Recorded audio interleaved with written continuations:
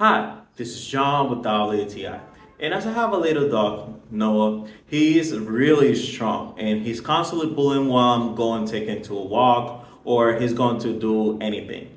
So this is where this PHOEPET harness comes into place. And what I like about this much is how sturdy and well built it is. This has several clips that one of them has a nice lock that is gonna keep him really nice, tight and snug. And it has some reflective parts so they can actually spot them at night. And it has two different hooks. And the one hook is for him to check on his little plate with the name and his further details. And the other one is a strong and stable hook for the leash.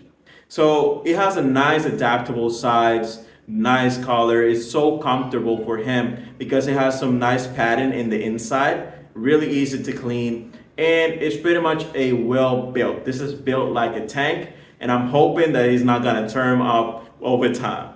But this is a great harness for him. Is really good because whenever he's pulling, it's really stable, and it's overall I had a great experience with this one.